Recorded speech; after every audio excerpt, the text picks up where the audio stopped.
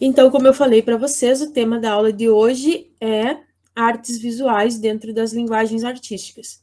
Vocês sabem quais são as artes visuais? O que vocês imaginam que a gente pudesse conceituar artes visuais? Artes cênicas tem a ver com a cena, com o corpo, com a manipulação do corpo, muito parecido com dança, que é a expressão do corpo também. Música é uma arte que é feita com sons. E as artes visuais? E qual que é a diferença de artes plásticas e artes visuais?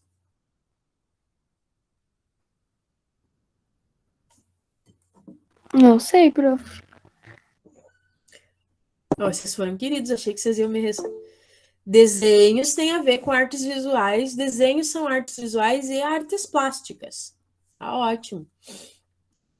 Paola, você foi mais querida que eu ia já dizer assim que não, artes visuais e artes plásticas só faltava vocês me responderem que era a diferença que alguém que fica na universidade sem fazer nada dá para as coisas, né? Só para complicar a vida da gente. Mentira, a gente trabalha nas universidades. Mas, afinal, esse PowerPoint não foi feito da noite para o dia, né? Deu algum trabalho. Mas, enfim, não é esse o tema da aula.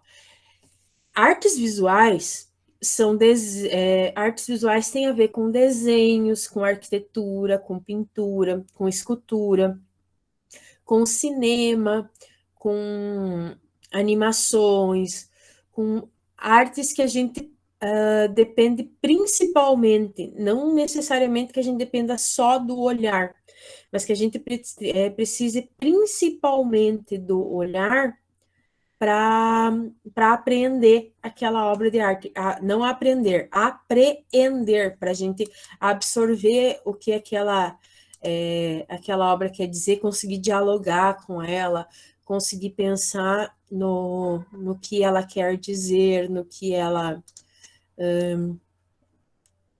ela quer apontar para a gente. Nesse sentido, inclusive linguagens que são contemporâneas, que são novas, como instalações.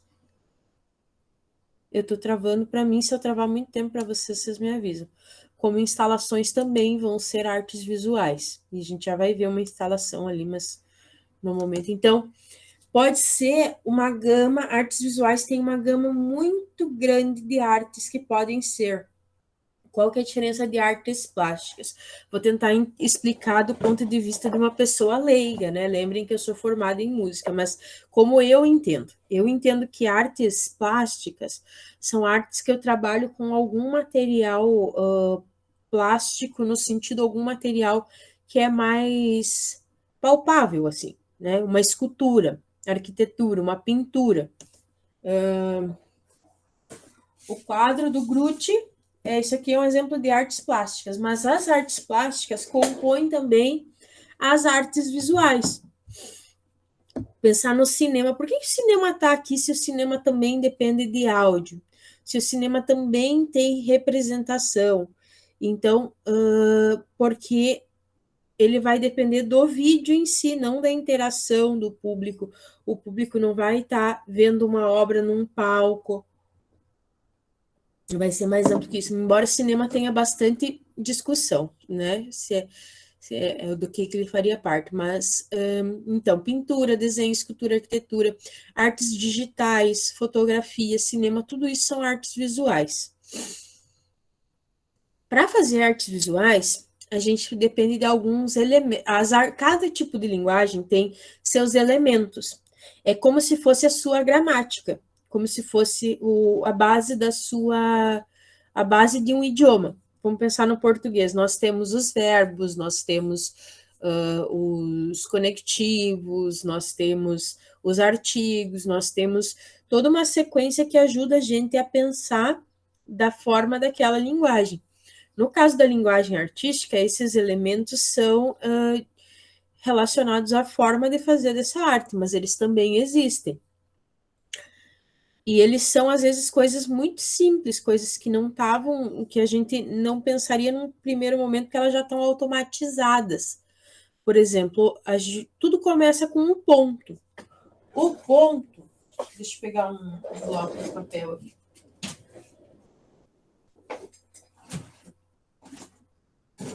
O ponto é a menor estrutura de escrita.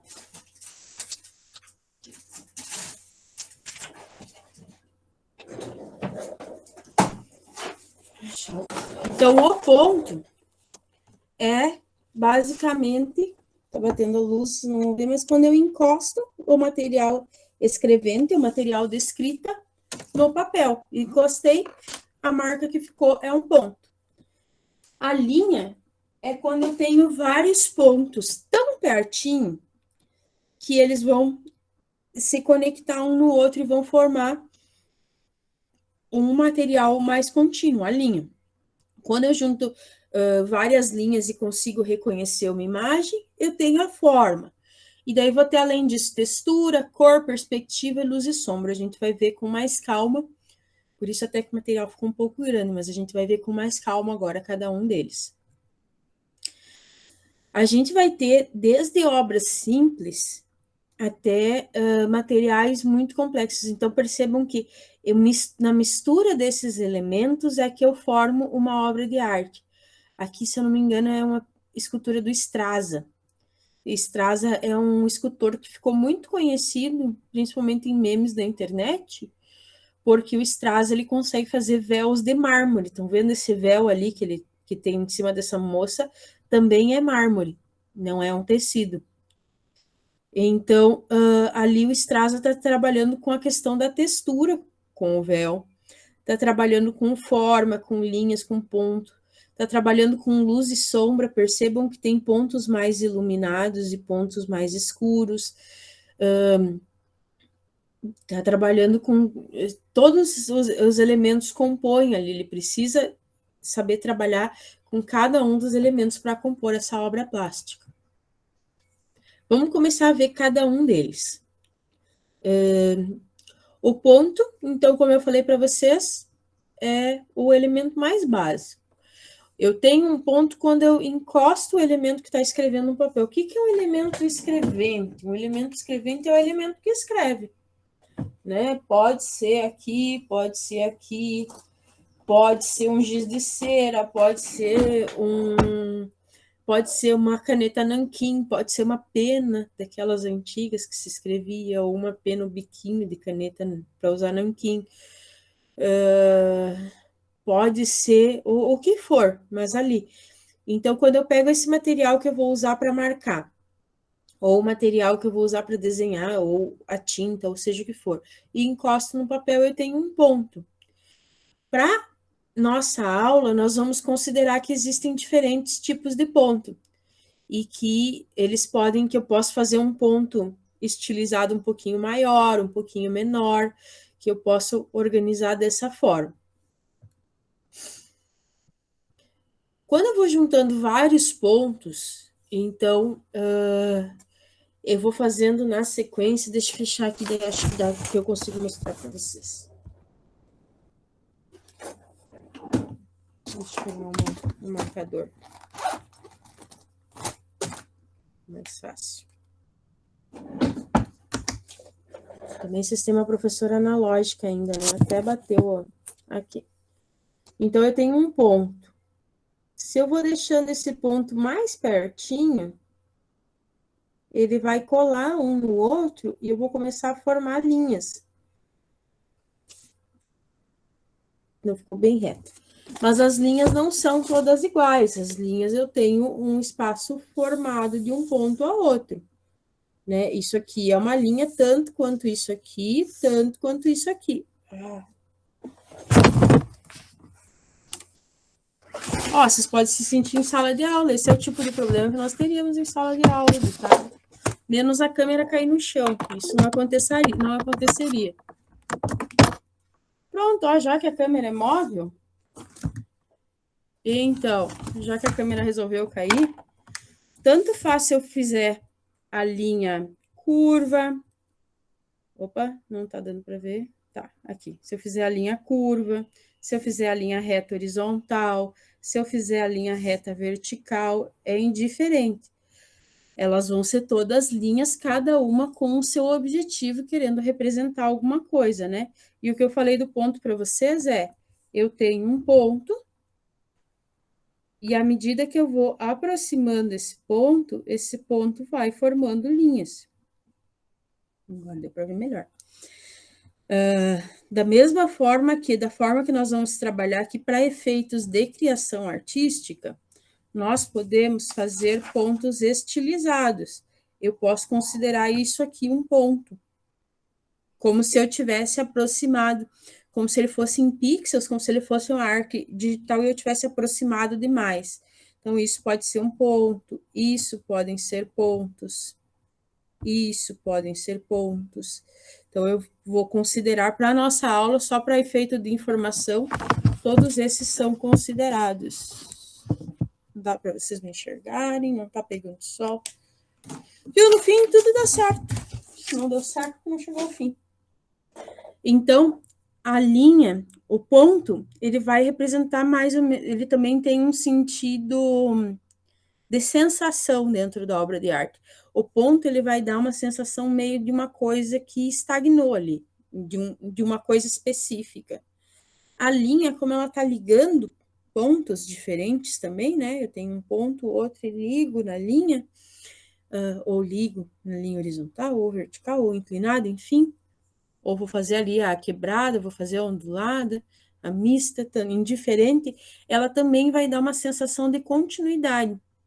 Então, numa dessas, vou mudar a câmera de novo para vocês. Então, numa dessas, eu estou criando ali uma imagem e eu quero dar a sensação, que falta, faz uma lousa digital, né? E eu quero dar uma sensação de espaçamento, de coisas diferentes. Saiu quase um Cruzeiro do Sul. A sensação que eu vou dar fazendo esse desenho, e se eu transformar ele em linhas, ele já cria sensações diferentes também. Então, os elementos vão ajudar nisso. Bom, eu pintei minha cortina de laranja. Que ótimo. Essas horas que é bom morar sozinha. Então, ponto, linha. Quando eu junto várias linhas, como vocês podem ver aqui nas linhas que estão formando esses objetos,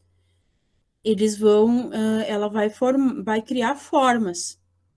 Eu posso usar elas como linhas de contorno ou como linhas rachuradas, tá? Rachura é um tipo de movimento que eu faço com lápis de escrever, com lápis de escrever não, com o lápis. Sério que uma professora de arte não tem um lápis de escrever? Gente, que absurdo. Vamos voltar para o verde. Então, a rachura é quando eu faço esse movimento aqui. Cadê você? Aqui. Isso são rachuras. E através desses desenhos, um pouco maiores, um pouco menores, desse tipo de linha também, que se criou aquela imagem ali. Vai ficar bem bom esse vídeo de quem for ver depois. Excelente. Tá dando para acompanhar, mais ou menos? Na teoria é muito fácil. O caso é que a gente está vendo os elementos básicos, né? Tá vendo da forma mais simples possível. Então, mas é bem isso que a Clara coloca ali no chat, né? Na teoria é fácil, na hora de pôr na prática, por exemplo, se fosse tão fácil assim, eu desenharia bem, né? A textura já começam uns elementos que são um pouquinho mais difíceis de entender. A textura é quando eu junto linhas, combino linhas, pontos, combino formas, combino os elementos anteriores, para criar sensações, para criar uma espécie de representação do que eu sentiria. A textura é como se eu representasse o tato através das artes visuais. Muito parecido com o que o Straza fez ali no véu. Eu remeto aquela sensação do véu, do tecido fininho, através da textura. A gente vai ver textura aqui através dessas imagens, né? Mas a textura seria isso. Então, imaginem comigo uma lixa. Então, a forma que eu vou combinar linhas para representar uma lixa é diferente da forma que eu vou representar a minha mão passando num papel. Então, é nesse sentido a textura. Como é que eu representaria o tátil dentro das artes visuais. Gente, se vocês tiverem alguma dúvida e eu não tiver visto o chat, vocês podem me interromper, tá? E daí a gente vai criando. Se vocês verem, por exemplo, essa linha aqui dos quadrados. Aqui e aqui ele vai dar uma impressão bem diferente se a gente fosse imaginar passar a mão, por exemplo, em alguma coisa assim. E também ele vai dar sensações de profundidade, de preenchimento ou não, tudo isso é a textura. A textura é o tchan, isso aí, Clara. Textura é o tchan da obra de arte. A Clara colocou ali no chat. E aí a gente vem para um elemento que está muito presente nas nossas vidas, que é a cor. E daí a cor, ela tem uma teoria só dela que ajuda a gente a perceber como ela é formada, que daí tem uma primeira classificação, e daí tem uma classificação de como ela poderia ser combinada. Isso a gente vai aplicar, teoria da cor, vocês vão ver nas artes visuais, mas vão ver, por exemplo, na moda também, vão ver em layouts de empresas, vão ver em processo de comunicação visual, tudo isso vocês vão ver a cor.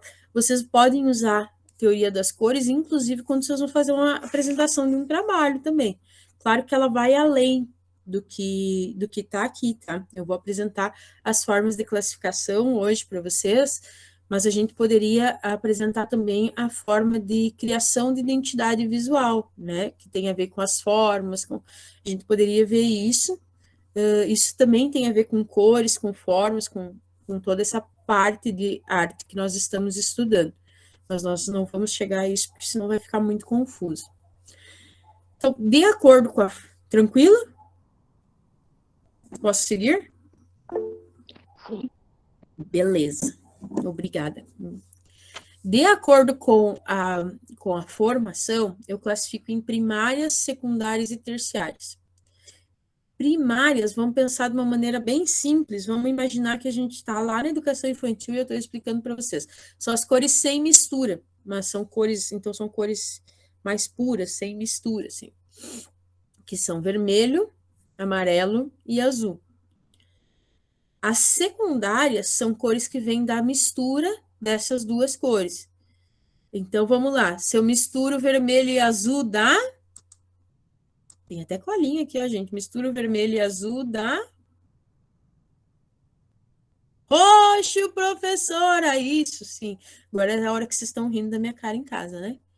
Misturo amarelo e vermelho, vou ter laranja.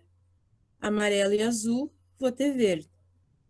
A partir da mistura da primária com a secundária, eu vou ter subtons. Daí eu vou estar trabalhando com os tons. Aqui tem alguns exemplos de terciários. Claro que vai depender da quantidade de cada coisa, né, gente? Mas a teoria é esta. Então, seria mais ou menos essa a ideia, né? Eu vou ter as primárias aqui, vou ter as secundárias, e da mistura delas eu vou ter todo o arcabouço de cores. Mas a cor, ela não se divide só com primária, secundária e terciária. Ela também tem uma divisão de acordo com a combinação dela e com o que seria mais... linhas bem leigas, assim, não é bem esse, mas cores que combinariam mais entre si, que é as cores análogas e as cores complementares. No círculo das cores, cores análogas e complementares tem a ver com o lugar que elas estão nesse círculo. Análogas são cores vizinhas e complementares são cores diametralmente, então no diâmetro, opostas, né? Nesse sentido, se eu vou fazer uma combinação, quero criar uma arte, quero criar uma logo, se eu estou criando uma obra de arte e quero fazer uma combinação de cores e estou em dúvida, eu sei que o vermelho, em teoria, vai combinar diretamente com o vermelho alaranjado e com o roxo, mas diametralmente ele também vai ter a ver com verde. Isso vocês também vão ver bastante agora, pelo menos, tem agora, pelo menos, a gente tem visto bastante em moda. Agora não, sempre, né? Mas vocês vão ver em moda, né? Quem gosta de moda vai ver as pessoas combinando as roupas pelos tons complementares. Então, quando vocês veem ali um roxo com amarelo, ela está usando essa parte do círculo cromático da teoria das cores. Eu também posso usar uma parte mais ligada à psicologia das cores, que é que eu divido elas em quentes e frias, né? Então, cores que, quando eu quero expressar inquietação, movimento, agitação, violência, coisas assim, a tendência é que eu use mais cores quentes, né? Vamos pensar em fogo, eu quero mostrar o fogo se movimentando, eu vou usar um fogo vermelho com laranja. Eu quero mostrar um fogo numa paisagem mais calma, assim, vou desenhar, vou pintar uma paisagem de campo, eu vou usar um fogo que tenha também tons de azul, de lilás. Vocês vão ver o pessoal da decoração falando disso também. Eu quero ter no meu quarto de dormir, eu vou usar cores frias, num ambiente que eu precise de mais ânimo, eu vou usar cores quentes, então tem a ver com isso, mas os filmes também, Clara, muito obrigada. Então, vocês vão ver nos filmes também, tem um jogo de cores ali, de acordo com o que o diretor quer que você sinta no momento. Até que a gente tenha cinema 5D, né? O dia que a gente tiver cinema 5D, aí não vai precisar igual, porque a gente precisa de todas as sensações. Além disso, a gente vai trabalhar com perspectiva. Perspectiva é quando eu represento o tridimensional, é o 3D do cinema mesmo, vamos pensar. Quando eu consigo no desenho mostrar a distância e a relação entre os objetos, né? Eu consigo mostrar Por isso que às vezes em alguma pintura tem um objeto maior, um objeto menor. Vamos pegar de novo o quadro do Gruth aqui, que eu estou usando como exemplo, porque ele não foi pendurado ainda, então ele está aqui do lado. Na verdade é por isso. Então vamos pegar aqui. Eu consigo perceber pela diferença de tamanho, pelo ponto de fuga, pela relação, que o aparelho de som tá dando para ver, que o aparelho de som está atrás do Gruth, ó. Mas não é só porque ele está desenhado lá atrás, é porque tem uma relação de sombras, porque tem uma relação de tamanho, porque o estudo dessas relações é o estudo da perspectiva, que vai ter seus elementos. Aqui é o ponto, PF é ponto de fuga, linha de fuga é uma linha, então eu determino um ponto para onde os elementos convergem, que é o ponto de fuga. A partir dele eu traço as linhas de fuga, mas esse assunto, se a gente entrar, a gente fica até 5 da tarde, e eu sei que vocês são alunos excelentes, vocês não me parariam. Luz e sombra, que a gente também viu ali no strass, então eu indico onde a luz está batendo. Se eu fosse pintar meu quarto agora, eu pintaria aqui, aonde sai, na porta aberta, um foco de luz grande, um foco de luz médio nessa parede, ali na divisória do teto eu marcaria a divisão do teto por uma sombra mais escura, colocaria, quem sabe, pontos de luz em pontos estratégicos da minha face, e em outros pontos usaria sombra. Ele ajuda a indicar a relação de luz, e ele ajuda a marcar cor e perspectiva também, luz e sombra. Opa. Então, aqui, a partir de agora, eu trouxe alguns exemplos para a gente ver como é que os artistas usavam usavam esses elementos. Por exemplo, aqui, essa é uma obra do Escher, uma litogravura. Percebam que a aplicação da perspectiva aqui, ó, eu consigo perceber bem a diferença de distância dessa escada para essa, dessa escada para essa. A sombra do realismo na obra muito perfeito, realmente, Clara. Quando a gente pega ali, né, pegando também Renascimento, período barroco também, é bem interessante, No período barroco, vocês vão ver luz e sombra muito forte, é uma das características, né? Também. Aqui eu trabalho com luz e sombra e as formas. Aqui um exemplo de uso de cores frias. Percebam que, embora tenham os focos de amarelo ali na Lua e em parte das estrelas, ele é predominantemente em cores frias. Percebam a sensação que ele passa, um aspecto de calma, de tranquilidade, de inflexão, de reflexão. Por outro lado, percebam a sensação que causa o quadro que também é do Van Gogh, aqui é o Noite Estrelada, o nome desse quadro, um quadro de Vincent Van Gogh, e aqui também é uma obra do Van Gogh. São obras que professores adoram, né? Os girassóis. Percebam que os girassóis, eles causam um outro impacto justamente pelo uso das cores. A escolha de cores que o artista fez. Opa. Aqui tem um trecho do nosso livro didático que explica, que eu deixei nesse material para vocês terem material de referência de leitura, tá? Porque vocês não puderam pegar o livro didático. Mas aí aqui ele vai ter uma explicação daquilo que eu falei para vocês, né? Então, aqui cores análogas, cores vizinhas, cores complementares, cores opostas no diâmetro mesmo. Ah, ficou fora de ordem. Aqui tem um quadrinho de combinação de cores, que pode ser útil para vocês, mais o trecho. Esse trecho é bem grande.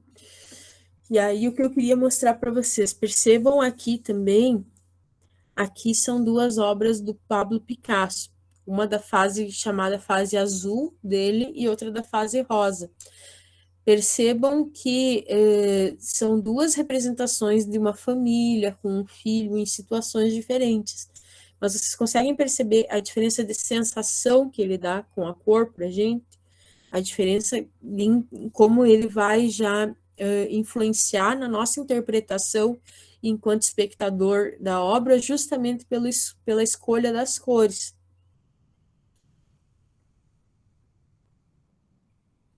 E aqui a textura no véu de mármore do Straza, que nós já falamos bastante de Straza. A gente já deu bastante biscoito para o Straza hoje, chega. Aqui nas Vênus a gente vai ter um exemplo de linha, ponto e forma. Essas são as Vênus paleolíticas, né? Esculturas do período paleolítico. Na arquitetura a gente também vai ter aplicação, quem sabe não parece de forma tão clara, mas aqui a Catedral de Amiens, se eu não me engano, é uma catedral gótica. Eu teria que confirmar para vocês. Mas assim, percebam que o artista vai trabalhar com linhas, com formas, com a questão de textura, da perspectiva aplicada. Então, tudo isso está sendo mesmo em espaços maiores aplicado. E aqui, caso vocês tenham interesse, queiram ver de onde foi, haja planejamento. Por isso que levavam séculos, né? Sem exagero, elas levavam, não é uma hipérbole, realmente elas levavam séculos para ser feitas. Então, aqui está o material da onde eu tirei tudo isso, para vocês saberem, está lá no Siga. E era essa a minha proposta para a nossa aula de hoje. E aí, eu quero saber se vocês ficaram com alguma dúvida ou se deu para ter um panorama geral. O que acontece? A gente não vai conseguir ver detalhadamente, porque nossa ementa é muito extensa e a gente tem que minimamente cumpri-la, então a gente não vai conseguir ver minimamente esses aspectos. Mas em geral, assim, num geralzão, deu para entender o que são artes visuais?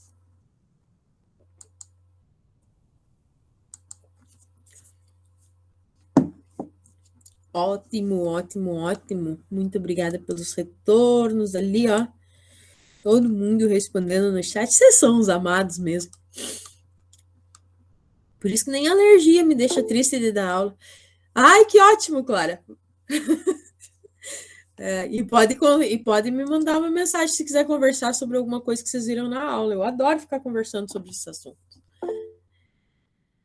Não te preocupa, meu amor. Fica bem tranquilo. Estamos todos em condições semelhantes. Mas aí, o que eu ia dizer para vocês, se vocês não têm dúvida se é o caso? Oba! Qual que é a minha ideia para esta semana? A minha ideia para esta semana é que a gente faça uma criação artística em artes visuais. Não pode ser em qualquer tipo de arte, né? Então, eu vou fazer uma criação especificamente em artes visuais, mas vocês têm várias liberdades de escolha. Vocês podem escolher qual a modalidade dentro das artes visuais, vocês podem escolher como é que vocês vão estruturar, vocês podem escolher o tema, então é quase que uma atividade livre, só que ela não é livre porque ela é uma atividade de criação artística livre, mas não é livre porque vocês têm que fazer em artes visuais, né? Então, acho que a arquitetura vai ficar mais difícil. Então, recomendo que a arquitetura vocês não tentem. Mas pode ser escultura, pode ser uma montagem, uma colagem, pode ser um desenho, pode ser uma pintura, vocês podem fazer alguma coisa abstrata usando só cores. Eu ia mostrar a instalação para vocês e não mostrei, né? Eu abri aqui um outro arquivo que eu tenho. Eu vou colocar esse vídeo depois no Para Saber Mais de vocês. Deixa eu apresentar isso aqui.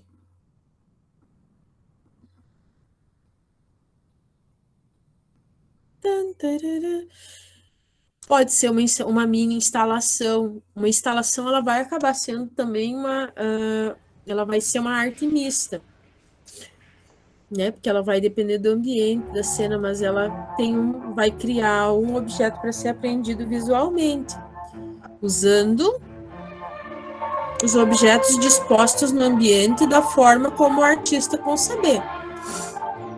Eu uso sempre o exemplo quando eu fui visitar o Museu de Arte Moderna de São Paulo, que eram elementos de crochê, né, dispostos em algum lugar.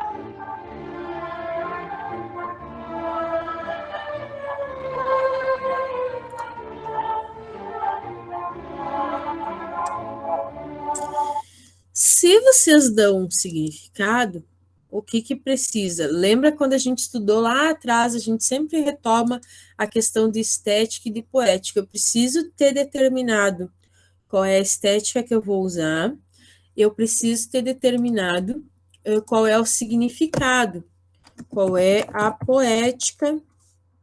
Vou abrir o WikiArt aqui. Qual é a poética daquela obra? Se eu estou usando alguma coisa que já foi criado, se eu estou querendo fazer alguma coisa experimental. Dá para recriar um ambiente, um desenho, por exemplo, claro. Dá sim. Vamos ver na WikiArt do Chan. Marcel Henri Robert Marcel Duchamp. O Duchamp, por exemplo, é uma pessoa que vai trabalhar com dadaísmo, que vai trabalhar com exposições, né? Com coisas que a gente não consideraria arte, né? A roda da bicicleta num banco, a fonte, que é um mictório que ele expôs no museu, de hemisfério rotatório, os estudos. Então, vai depender muito do que vocês, do objetivo de vocês, do que vocês querem demonstrar com determinada obra de arte. Qual que é para a gente ter um caminho, assim, um fluxo bem certinho e bem claro o que a gente vai fazer nessa atividade?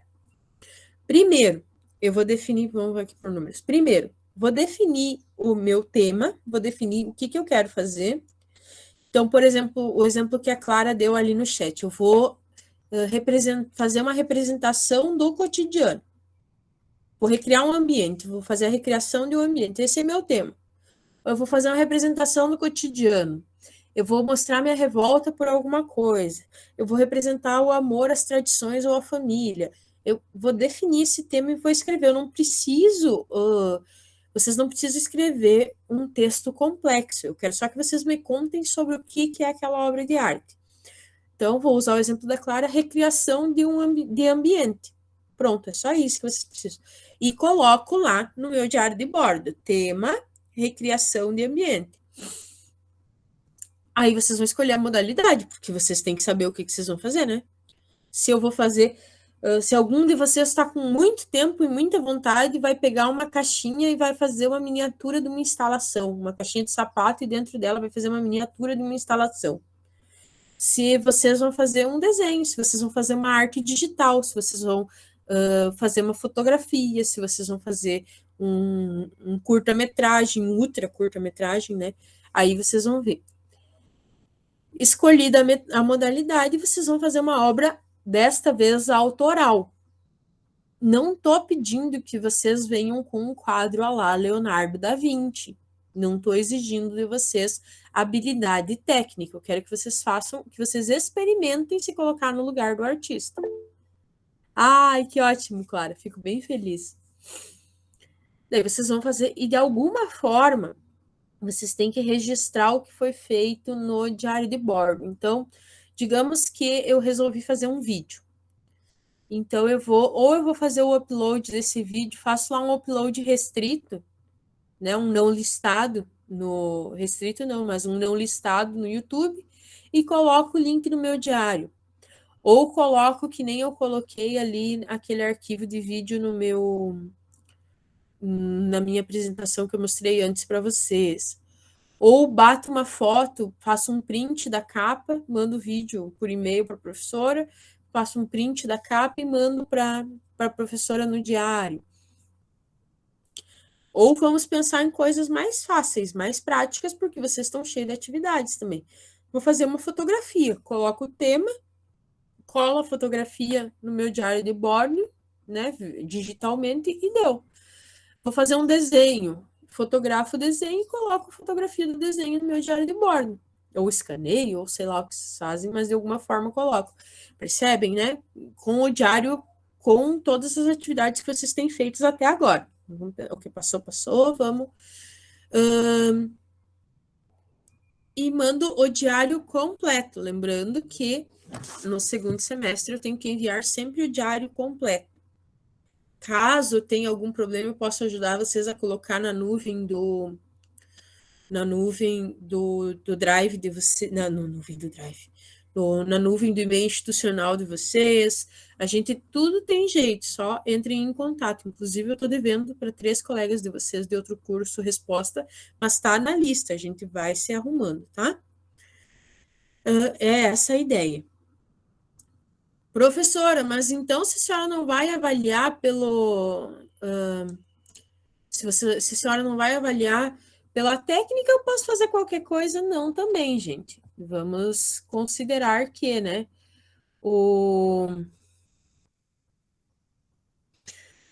Pensem comigo assim, eu não preciso ser uma pessoa com super domínio técnico para saber que eu tenho que desenhar um chão, que o meu... Lembra lá quando a gente estava na educação infantil? Eu sempre que eu desenhava no quadro, as crianças brigavam comigo. Tem que ter chão, não pode ficar voando. Tem que cuidar o tamanho das coisas. A gente viu perspectiva, então não vou fazer se vou fazer uma casa com uma pessoa, não vou fazer a pessoa maior que a casa, vou fazer a casa de um tamanho que. Então, cuidem também desses elementos, desses objetos. Certo?